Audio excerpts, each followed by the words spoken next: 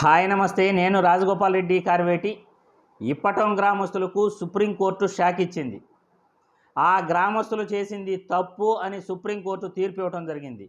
పవన్ కళ్యాణ్తో కలిసి పవన్ కళ్యాణ్ అండదండలతో ఇప్పటం గ్రామస్తులు మా ఇల్లు కూల్చివేస్తున్నారు, వైసీపీ ప్రభుత్వం దుర్మార్గమైన పాలన చేసింది అంటూ హైకోర్టులో కేసు వేశారు. హైకోర్టులో తలా ₹1,00,000 జరిమానా విధిస్తూ ఇప్పటం గ్రామస్తులు తప్పుడు కేసు పెట్టారని హైకోర్టు తీర్పు ఇవ్వగా, హైకోర్టు తీర్పును సవాలు చేస్తూ సుప్రీంకోర్టులో వాళ్ళు కేసు వేయటం జరిగింది.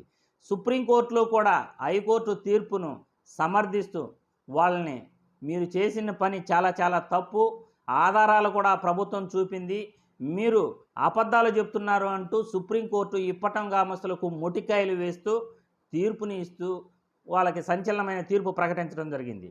కానీ ఇప్పటం గ్రామస్తులు మేము ₹1,00,000 కట్టలేము అని లబోదిబో కోర్టు ముందు విన్నపాలు చేసుకోగా 25,000 కట్టమని సుప్రీంకోర్టు తీర్పు ఇవ్వటం జరిగింది. ఆ రోజు పవన్ కళ్యాణ్ గారు ఇప్పటం గ్రామంలో వైసీపీ ప్రభుత్వం ఇల్లు కూల్చేస్తూ ఉందని ఎంత హడావిడి చేశారో ఒక్కసారి ఆయన చేసిన తప్పుడు ప్రచారాన్ని మీరు కూడా కల్లారా చూడమని ఈ వీడియో ద్వారా సూచిస్తున్నాను.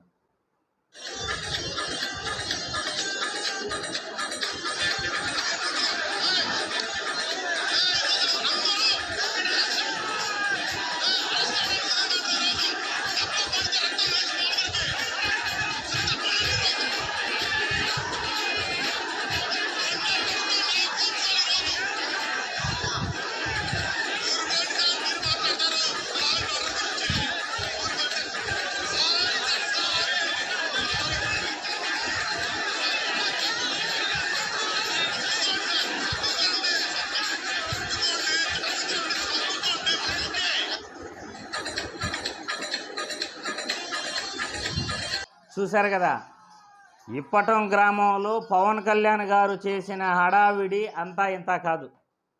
ఆ రోజు వైసీపీ ప్రభుత్వంపై నిందలు వేస్తూ వైసీపీ ప్రభుత్వం నోటీసులు ఇవ్వకుండానే ఇల్లు కూల్చేస్తూ ఉందని పవన్ కళ్యాణ్ గారు ఇప్పటం గ్రామస్తులతో కలిసి ఆయన ఏ విధంగా తప్పుడు ఆరోపణలు చేశాడో మీకు కథనం పూర్తిగా వివరిస్తాను.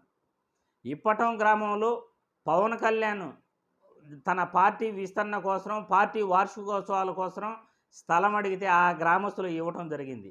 అక్కడ వైసీపీ ప్రభుత్వం రోడ్ల పనులు విస్తరించాలని ప్రహరీ గోడలను నోటీసులు ఇచ్చి మరీ ఆ ప్రహరీ గోడలను కూల్చివేసడం జరిగింది. ఆ ప్రహరీ గోడలు కూల్చివేస్తే ఆ గ్రామస్తులు పవన్ కళ్యాణ్ గారి సపోర్టు తీసుకుని మా ఇల్లే కూల్చివేస్తున్నారంటూ ధర్నా చేయడం జరిగింది.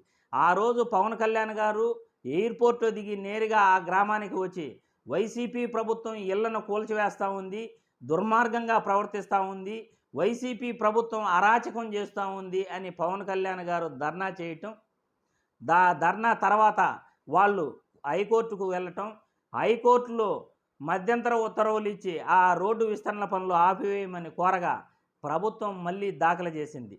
మేము నోటీసులు ఇచ్చి గ్రామస్తులకు వాళ్ళ సహకారంతోనే మేము పనులు ప్రారంభించాము, ప్రహరీ గోడలు మాత్రమే కొట్టాము, ప్రహరీ గోడలు కొడుతుంటే వాళ్ళు ఇల్లు కొట్టారని తీర్పు ఇస్తున్నారు అని ఆ ప్రభుత్వం హైకోర్టుకు తెలపగా, హైకోర్టు ఆ ఇప్పటం గ్రామస్తులపై సీరియస్ అయి మీరు చేసింది ముమ్మాటికి తప్పే, ప్రభుత్వంపై ఆరోపణలు చేయటం ఇది ఎంతమాత్రం క్షమించరాని తప్పు అంటూ తలా 14 మందికి ₹1,00,000 లెక్కన జరిమానా విధించింది. ఆ 14 మంది కూడా సుప్రీంకోర్టుకు మళ్ళీ రీఅపీల్కి వెళ్ళారు. సుప్రీంకోర్టులో కేసు వేస్తే నిన్న సుప్రీంకోర్టు కూడా హైకోర్టు తీర్పును సమర్థిస్తూ మీరు చేసింది ముమ్మాటికి తప్పే అని తీర్పు ఇవ్వటం, అందులో ఆ 14 మంది కూడా ₹1,00,000 కట్టలేమని వేడుకోగా తలా 25,000 కట్టమని తీర్పు ఇవ్వటం జరిగింది.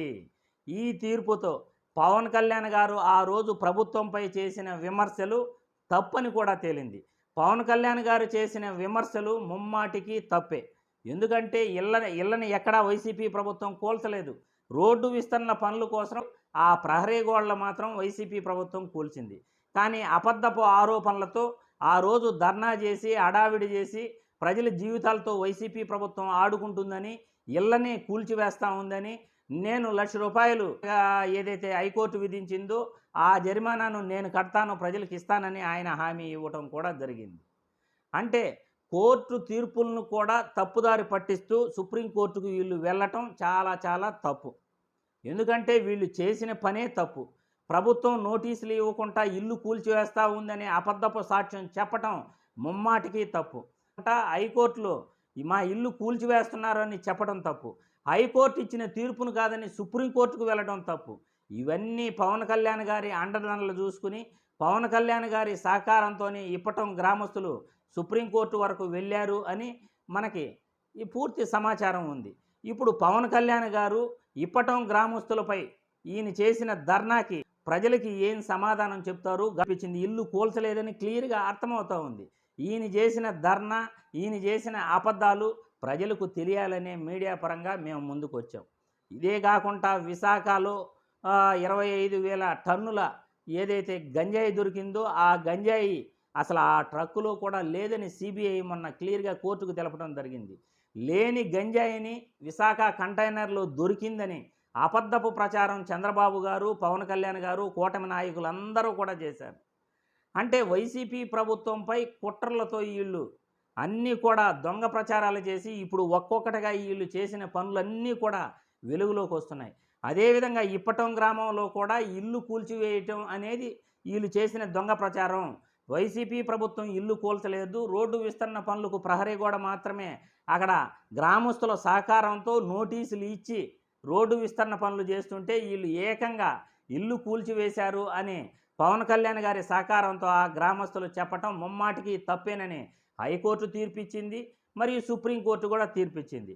దీనిపైన పవన్ కళ్యాణ్ గారు ఏం సమాధానం చెప్తారు, పవన్ కళ్యాణ్ గారు చేసిన ఈ దొంగ ప్రచారానికి ప్రజలకు ఈయన ఏం సంజాయిషి చెప్తారు అనేది సుప్రీంకోర్టు తీర్పు తర్వాత పవన్ కళ్యాణ్ గారు చెప్పే సమాధానంపై ఆధారపడి ఉంటుందని ఈ వీడియో ద్వారా తెలియజేస్తున్నాను.